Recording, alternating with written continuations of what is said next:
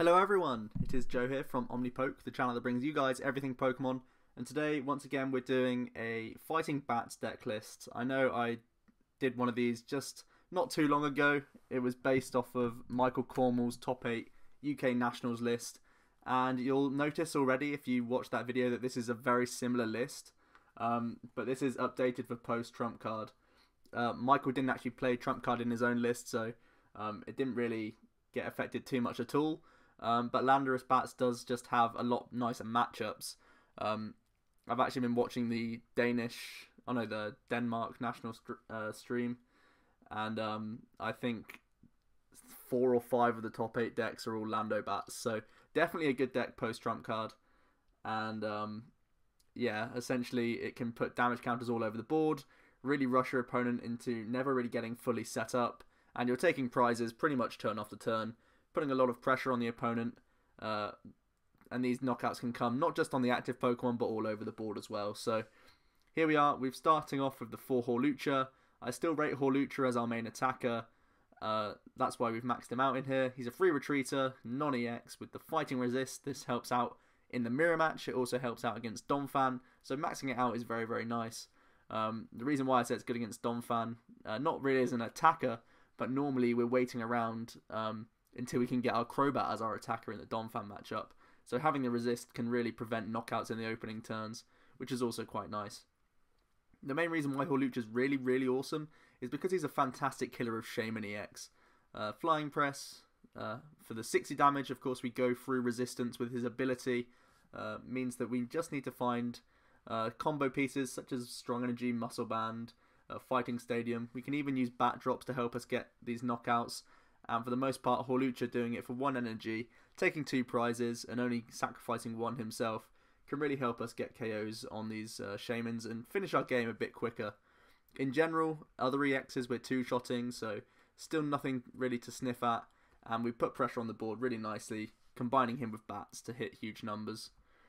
We do still play 2 Landorus EX in here. This is mainly because, of course, Hawlucha does 0 damage to non-EXs, but it's actually a perfect partner having 2 Landorus in here because he is fantastic at actually killing non-EX Pokemon.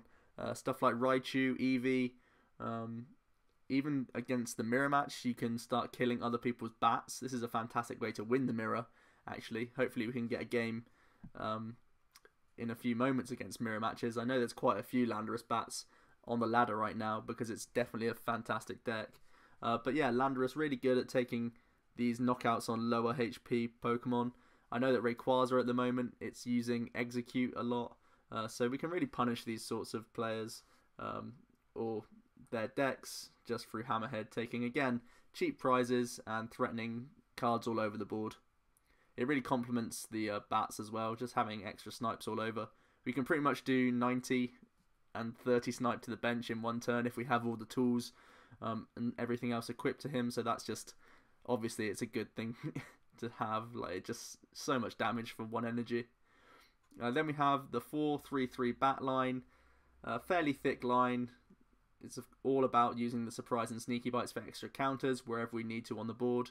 Sometimes we can use it to complement Hawlucha in terms of getting 1-hit knockouts on maybe potentially bigger EXs. Or again, we can use it with Landorus so that we can pick off 50, 60 HP Pokemon, depending on whichever bat we're dropping at the time. So it's really, really good. Next up, we've got the 1 Jirachi and the 1 Shaman. You can see we've got 4 Ultra Ball and 3 Karina to find Ultra Ball for the most part. So we can keep drawing quite nicely, and it just gives us good consistency in the overall deck. I'm happy at just having a 1-1 split. You don't really want to play too many of these guys, even though they are very helpful, because we need to have bench space for the Zubats for the most part. But yeah, they're both really versatile in here. We have a couple of tech supporters, so Jirachi's quite helpful, and Shaman's always good for just refilling the hand. On to our trainers now. We've got the Scoop Up Cyclone. It's absolutely clutch. It can pick up Crobat for extra damage counters. It can pick up Jirachi or Shaman to respam whichever one we need. We can also use it for Landorus. He does have a chunky retreat, and there are certain matchups, such as Seismitoad, where he's not going to be too useful at all. Even in Rayquaza, to a certain extent, he's not very useful. So having Scoop Up Cyclone to move him out of the active if we happen to start with him, or just in general if he's got Catch It Up, we can Scoop Up Cyclone to try and heal and retain some of the energy or whatever that was on him to put it elsewhere on the board. We do have one escape rope as well. Similar situation, it can move Landorus, it can move anything else that we didn't want in the active. It's also really important for Hawlucha because obviously people are aware of how strong this guy is at hitting on EXs.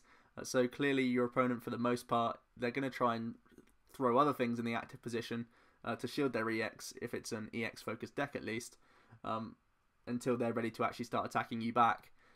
Escape rope can buy you an extra turn to hit whatever you want. And obviously you have a lot of free retreats in the deck. Hawlucha himself and all the Zubats are free retreaters. So the escape rope, essentially, it never really hurts you to move your own dude out of the active, because there's always going to be something else on your bench that you can just free retreat back into whatever was active. So it's a very nice pseudo catcher to have. Next up for ball search, we have very high counts. This is because all of our damage basically comes through the bats, so finding it is our chief priority. We have the 2 repeat ball and 4 ultra ball. Mentioned it, we need it for the Jirachi and Shaman for the most part. So we can't just spam loads of repeat balls. I like the 2-4 split, it's pretty nice in here. We do have 4 VS Seeker. I've mentioned how we have tech supporters. I've also mentioned already how good Hawlucha is at killing Shamans. So whenever we have the chance to reuse Lysander to take easy knockouts, we're definitely going to try and go down that route. And VS Seeker makes that even more possible for us. Here is the first tech supporter, and probably, in my opinion, the most clutch card we have. We're playing 1 AZ in here. And just a quick note, guys, for all of you Lando Bats players, I've seen a lot of people having 3 or 4 Super Scoop Up in their deck, and honestly, it is not worth it. There's a couple of reasons why. It fills up a lot of space in the deck. Obviously, it's a flippy card, so most of the time it's not going to work. But the main issue is just you're going to draw poorly more often with 4 Super Scoop Up in your deck. This 1 AZ will do the trick, and it obviously just takes up 1 slot. We have VS Seeker to respam it if we need to. But I've tried a build with like 3 or 4 Super Scoop Up in here, even sometimes 2, and it makes it clunky because, yeah, you just open hands quite, like, obviously more often you're opening with bad hands because the bats alone, if you start out with Crobats and Golbats and you have to dump them with stuff like Juniper, it's just more common seeing it if you have more Super Scoop Ups in your deck. So I would definitely opt to just play AZ over all of these Super Scoop Ups because you're never really going to get good value out of Super Scoop Up unless you happen to get it at the right time. Because in the opening turns, it's rarely going to be useful to you at all. So AZ, we can dump him in the discard pile quite happily and rely on VS Seeker to respam him when we need to. And he's never really too much of a dead draw. So I really prefer having the 1 AZ in here. And this is probably the biggest thing that I would advise if you are playing Lando Bats. Cut out the Super Scoop Up. It may seem like a good idea, but for the majority of the time it's going to be a useless card that you either draw into or just can't get rid out of your hand. So yeah, definitely use AZ over Super Scoop Ups. Next up we have 3 Karina. Karina really helps find out our fighting Pokemon, and of course it can get the other stuff, can get more ball searches to spam Zubats. It's very important in the opening turns to get as many of these out as possible. 2 to 3 is probably a good standard to go for every turn, really. If you're going first or second, you want to try and flood the field with Zubats because, again, this is where your output comes from. So Karina can help do that. It also helps you back up attackers. Even against trainer locking decks, Karina can help search out Hawluchas and stuff, which is important. We do have the 3 Lysander. I really like the 3 count. I've said many a time how good it is at picking off Jirachis and Shamans, so why not do that? Also, if we're doing sniping with Landorus and all the bats and everything else, we can gust something to the bench and then let this bench snipe get the knockout, so Landorus is hitting more damage if it has strong energies and muscle bands and whatever else on it. So we effectively get more damage on the board. So Lysander really useful in all sorts of situations. It's definitely necessary to have such a high count when you're up against Trevenant, because it gets us back into trainers, and that's really important against Trevor. Then we have a 3N and 3 Juniper count as well. I'm quite happy to cut down to 3 Juniper because, like I've mentioned, it can be detrimental getting rid of too many bats in certain hands in certain situations. So we want to have a decent split. That's why the Ns are in here for the most part. Also, it's a good comeback card if we've gone down a few prizes. Definitely in mirror matches it can happen that you sort of have to make a comeback because they're both such speedy decks, and prizes just get taken turn after turn on either side. So ends can really help slow down the opponent in many a matchup. So it's pretty good to have in here. Even though we are taking prizes quickly, we still get good use out of N. Next up we have 4 Fighting Stadium and 4 Muscle Band. I'm thinking of lowering the Fighting Stadiums, to be honest, just because of the amount of mirror matches I'm facing. But in theory, it's just really important to max out these cards. Increasing Hawlucha's output for the most part, also bouncing stuff like Verbank. Seismitoad players really struggle to kill Hawlucha without the Verbank laser help, so it's really important to keep bouncing that stadium in Trainer Lock. I know Toad's not as popular as it once was, but it's still important to keep in mind because it can come back and really bite you if you're not prepared for it. So keeping the damage increases around and also something to bounce other people's stadiums is important. We do have to be careful when we're up against people playing Skyfield, because sometimes they'll have stuff like Executes and Shamans that you actually want to catch her up at some point, or maybe even Hammerhead. So sometimes we will have to hold the Fighting Stadium in hand, so that they can't just get rid of our own targets. So that's something to bear in mind. Finally, the energy count's pretty standard, just 9. It's very rare that we'll ever have to use more in a game. Most of our attackers, even Crobat, is a 1 energy costing attack. I don't think I've rarely ever used Land's Judgment, so it's all about the Hammerhead, the Flying Press, and every now and then you can use a Skill Dive if you really need to kill stuff like Donphans. So 9 energy count, definitely enough, I would say. So that is the deck, and let's jump into a few games. I think Lando Bats is probably best shown off rather than discussed, because it's one of these decks that you just sort of figure out what you're doing in the situation, because you just have such flexibility to put counters wherever you want. You can just make life as difficult as possible for your opponent, and that's what's really good about the deck. So we found ourselves a game against DNIV 2016, and we're going to flip some coins, and it looks like we're allowed to go first. And we're up against Night March. This is a pretty good matchup for us. We have the bats to start killing Joltix, and Landorus can start sniping around the board. This should be pretty good for us here. So straight away I'm going to go for Karina. We are going to grab Landorus. Hawlucha still can be useful because of Mew and stuff. So we can bench a Lando. We're going to Ultra Ball away AZ and Juniper so that we can find a Zubat as well.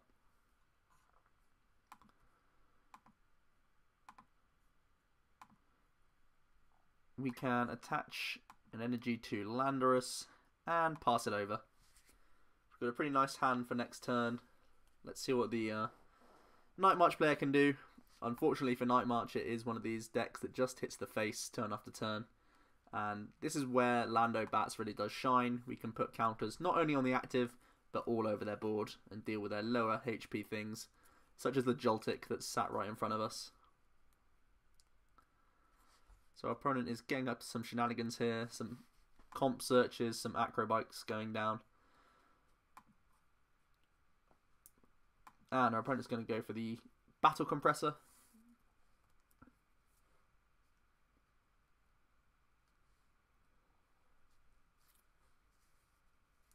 Most likely finding a couple of Lampants and maybe a Joltik or something like that. He's actually going for 2 Pumpkaboos and a Lampant, so a Lampant's prized. Or it's either in his hand. Okay. We see he actually decides to get rid of the Pumpkaboos. Those can actually be really helpful because they have resistance to fighting. Joltik's more of the liability. But they decide to keep Joltik around. It does get the first knockout on a Hawlucha, so fair enough. Here we can put Fighting Stadium into play. And we can go for... Karina could get us another Zubat. And maybe another Landorus. We've definitely got a knockout this turn. I'm also going to threaten the Pumpkaboo. I might go for the Hawlucha, because Hawlucha threatens Mew a bit nicer. So we will Karina for the Hawlucha and the Repeat Ball. The bats will inevitably become helpful at some point. We just need to flood the bench with them as best we can for now. We can freely retreat. And I'm going to Hammerhead, and I think the Pumpkaboo is the best play here.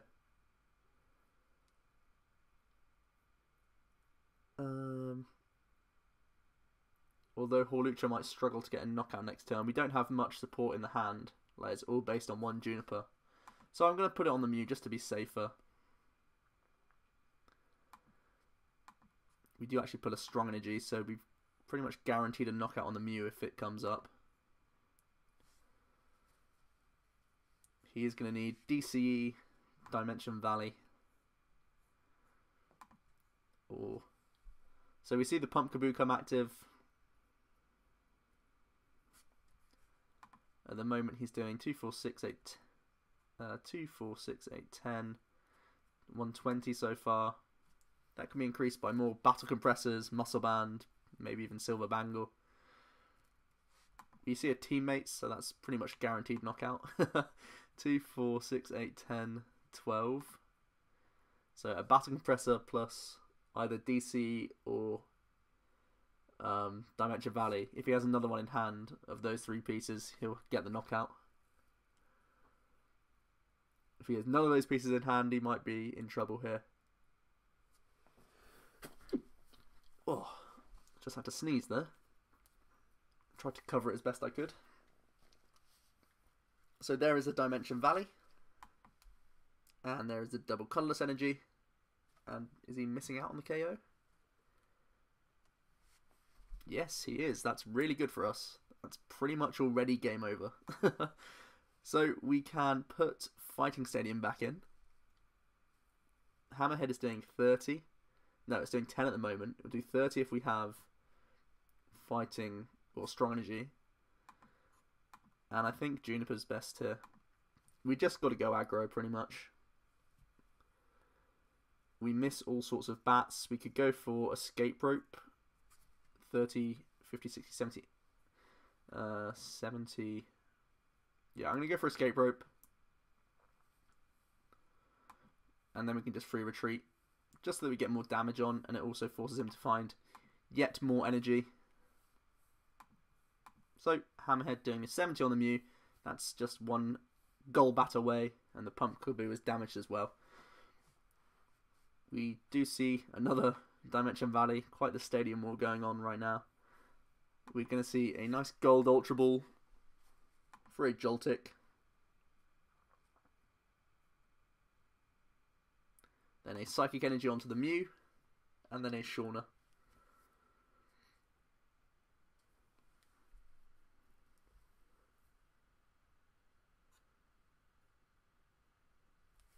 Interesting to see Shauna in a Night March deck. That's not too common. We're going to see an Ultra Ball for another Mew.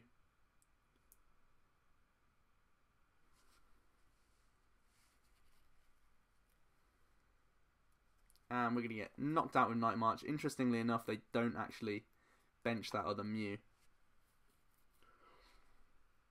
Just trying to think if we can actually get a knockout, like a win this turn. I think we can win this turn. We go Golbat here.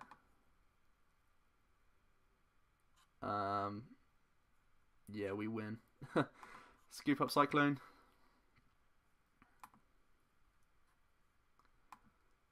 Golbat drop here. And thanks to the weakness, we're actually going to win. That was a pretty big misplay from our opponent not putting down that Mew. I guess he didn't imagine us doing this sort of play, but yeah, that was pretty good. 4 prize turn against Night March, actually benching him. That's pretty cool. Good win for us there. Thinking outside the box. Doing the job. Even though we did that crazy turn just then, we still have a really strong matchup. So we found ourselves a game against Sassers, and he's playing some sort of psychic deck. It could be Wobbuffet Bats. This is an interesting matchup if it is. I'd like to see this one play out because we have additional sniping with Landorus to try and kill his bats. So on paper, I think we have a fairly decent matchup. Of course, the Wobbuffet can make it difficult for us to get set up though. So this is all on the assumption that it is Wobbats anyway, just from seeing the psychic energy in the opening sequence, of course. So we start with Jirachi, which is of course pro.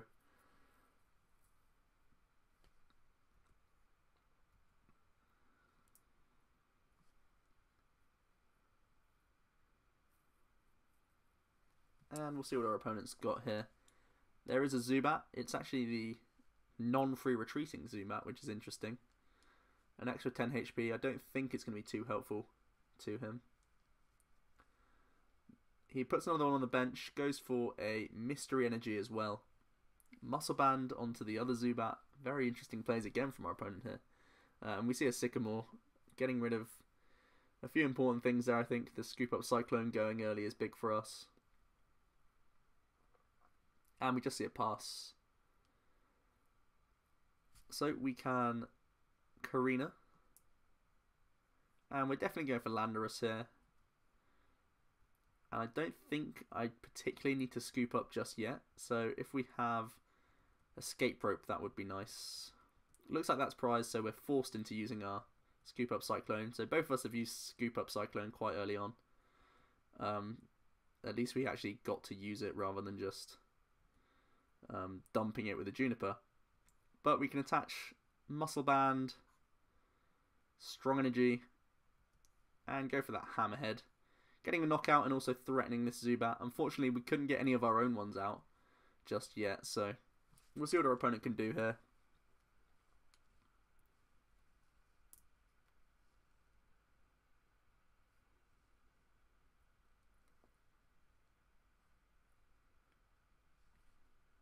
We're going to see a Zerosic, interestingly enough, getting rid of... He actually goes for the Muscle Band. Oh, okay, so he's putting a Head Ringer on. Very cool. Cool play there. See a Psychic go onto the Zubat. Don't even know if he plays any other attackers, but we are going to get hit for 30. And I don't know if that was just a bad deck or he had bad draws. Because I know Wobbats can sometimes draw really badly. But again, I'm sort of demonstrating how quick Landorus can be. I mean, we took knockouts on our first turn and then on our second turn. So I guess it's a small demonstration of our power. I was hoping. So he found a game against the last Uchiha, 0-0. And we're going to get to go first here. We start with Hawlucha, and it looks like we've got some other good stuff in the hand as well.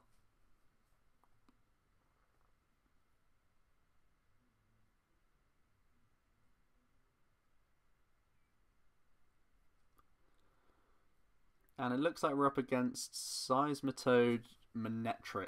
This is an interesting matchup for sure. We actually top decked a Zubat, so we can go straight for a Repeat Ball to find another one. The back lines are definitely crucial for us. We can then go for a Karina. Again, I'm opting for Hawlucha.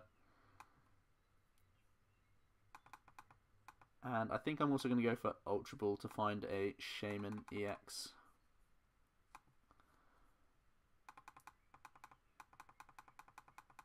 Alternatively, we could go for a Jirachi. They are both in there. I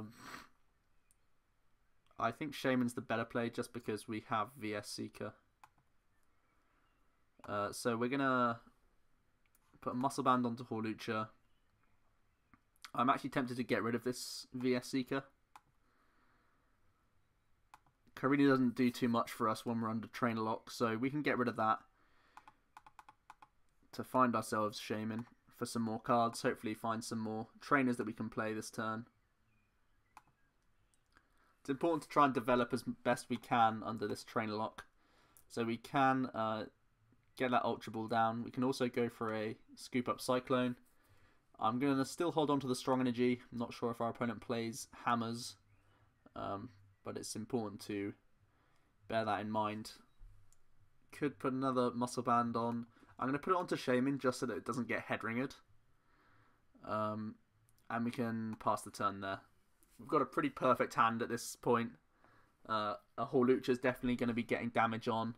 And we have 2 Crobats to drop extra counters. So, pretty strong start from us here. We see an Ultra Ball early on.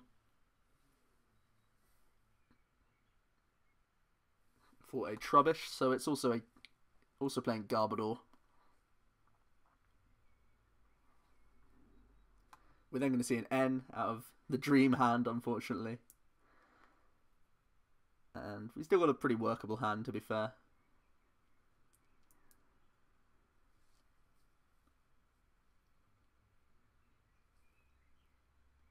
We do see that DC come onto the Seismitoad.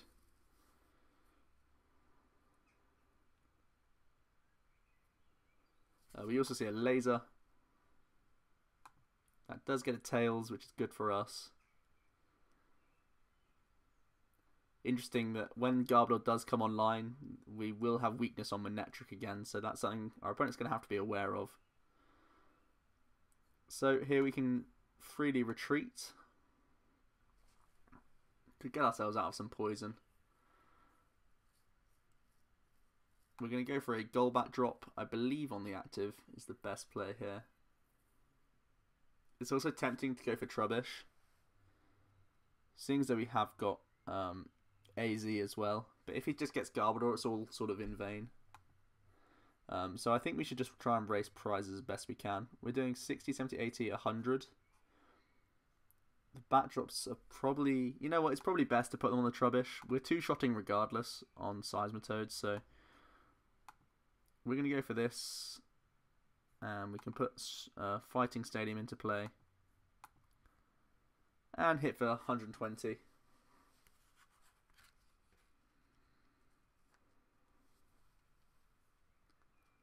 We do see an Enhanced Hammer, so that's something to be aware of for us.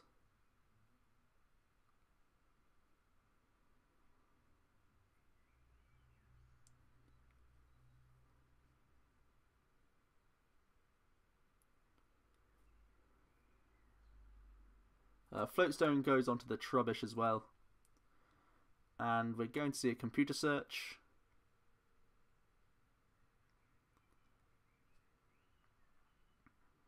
For a Juniper.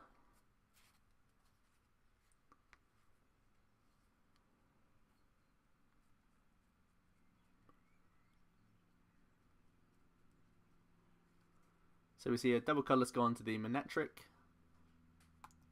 A Laser as well. And we just get hit for Quaking Punch. We draw into another Golbat. So we can kill this Trubbish. I think we're going to do that first. I'm on low battery. I think killing Trubbish is good. So that we can keep spamming our bats. And we also get to take a prize. That gets us a Fighting Stadium. That's not too helpful. I think we can AZ into Shaman.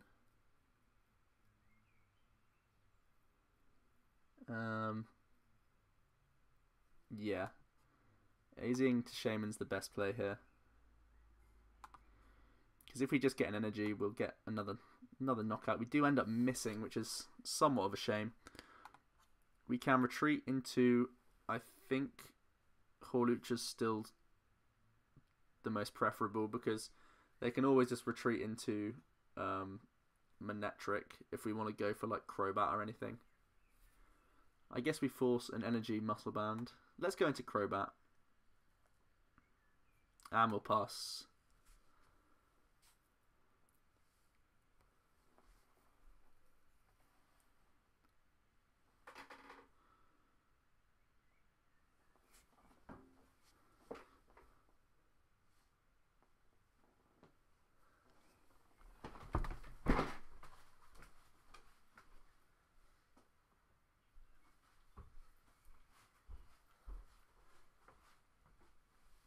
So we do see a Lysander. I'm just going to have to try and quickly put my charger on.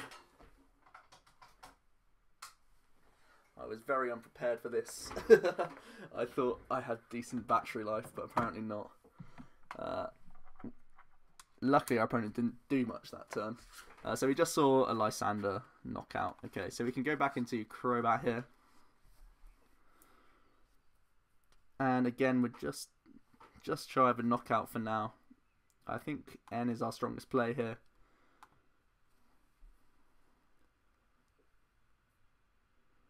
And once again, we miss all sorts of things. We do find Zubat though, and we can just pass.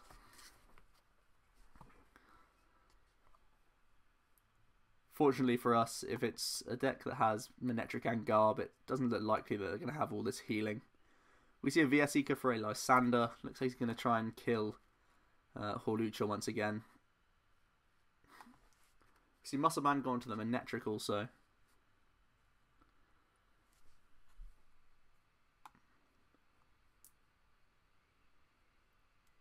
And it looks like Hawlucha does go down here. We can Sneaky Bite Manectric and go for Juniper here. Now we find Floods of Energy, which is obviously perfectly timed. We have already lost a Crobat. I'm sort of wary of that fact. I think we still need to just go for the skill dive this turn. For 30. It forces the Manectric out in some respects, which is really good for us. So we do see a Headringer, and the Verbank does come into play.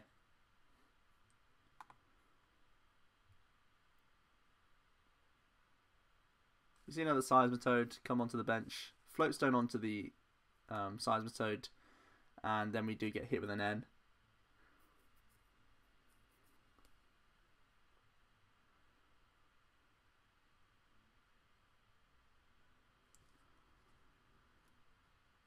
Our opponent benches a Trubbish and a Manectric, but looks as though we do see a Lightning Energy.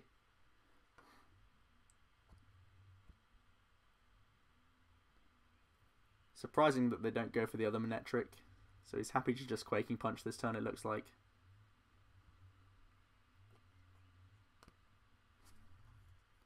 Yep, that's all we see that turn. Now we've seen 3 DCEs, and our opponent has a 1-card hand, so I think it's okay to Lysander this up. And we might be able to buy ourselves some trainers here. This would be fantastic. We're taking 2 prizes, and our opponent has 1 card in hand to try and find their DCE. Or some sort of switching card. We do see a Juniper getting rid of another Toad, which is interesting. We do see a Garbodor now. No Floatstone just yet, but I can imagine it's coming any minute now. We've already got decent usage out of these bats anyway.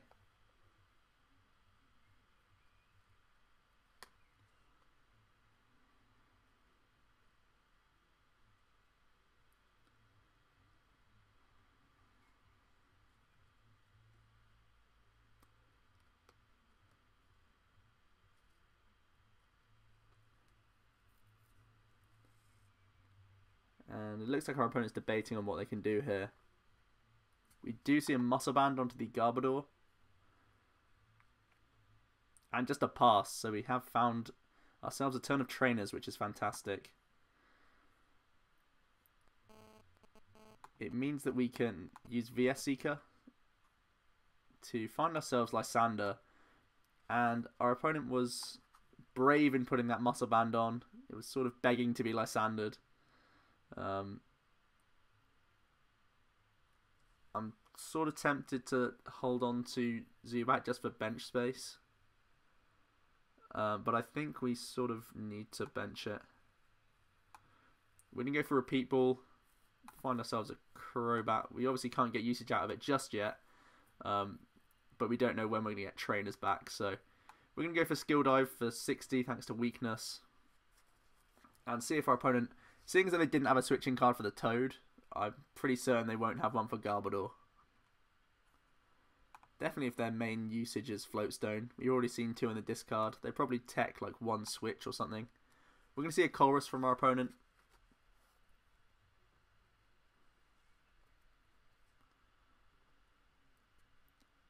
Another Lightning Energy goes onto the Manectric EX.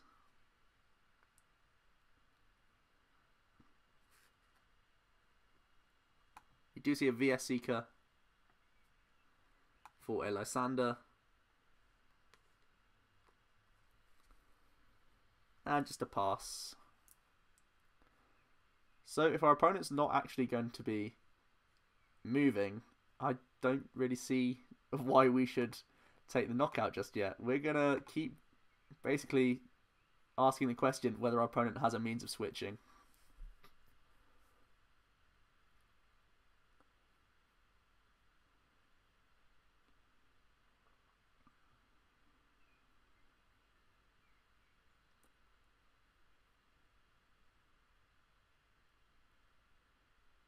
We do see an N from our opponent.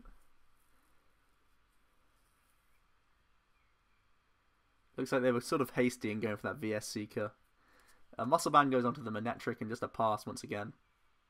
We can put Fighting Stadium into play. I think that's fine. Just trying to think if I want to use N this turn.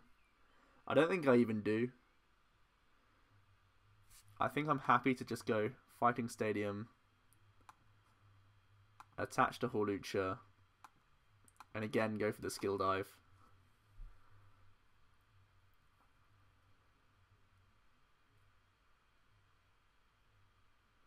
We see that Stadium get bounced by a Verbank.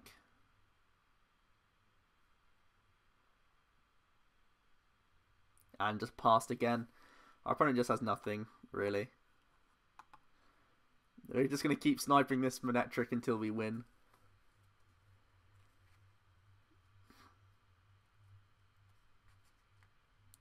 Another Manectric goes onto the bench. And then we see a Juniper, so this might be a test to see if he has another switching card here. We see a Lightning Energy come onto the Garbodor. Okay, so finally threatening the move. They have 1 DC left in deck, as long as it's not prized, so I think we actually have to take the knockout this turn. But how I would like to win is we can drop a Crobat, Ultra Ball into Jirachi, I think, to find ourselves like a Juniper to then...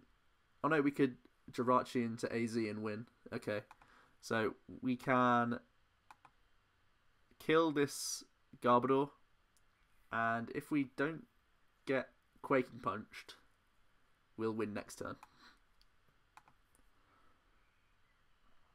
Oh, we actually got the VS Seeker as well. That's an easier way of getting AZ out.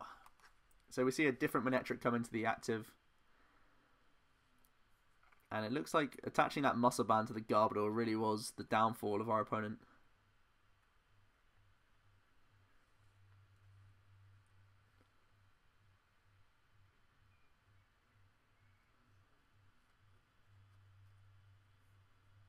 Really did buy us quite a few turns. And I'm just trying to think what our opponent can do to really come back into this game. We're going to see a Lysander into the Shaman, most likely. Oh, into the Hawlucha. I thought they would have just tried to kill the Crobat just so that we didn't get the attack. But we're just going to see the Overrun knockout. But pretty simply, we can drop our other Crobat and take the win with the skill dives. Crobat definitely MVP of this game. Also, Lysander was pretty much MVP. Picking up that Garbodor, locking him in place was pretty trollish. But we saw Garbodor's main usage of getting out of the active is Floatstone, and if they attach Muscle Band, I mean, it's pretty much a sitting duck. Don't know if they had their thing prized or whatever. If he wasn't playing it, it's unadvisable.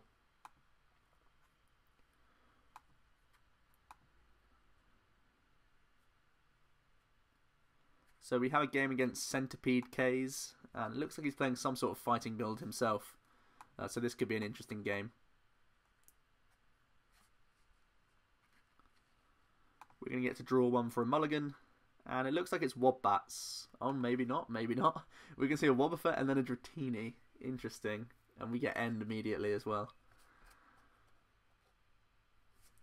We're going to see an Ultra Ball. Hopefully this will shed some light on what deck he's playing. Okay, so it's a Groudon Dragonite deck that also uses Wobbuffet in the early turns, it looks like. So we're going to Lysander Groudon. Go for Muscle Band, go for an attachment, and go for a Shaman, setting us up for a bit. We do find Fighting Stadium, which is going to help us out. We can also go for Ultra Ball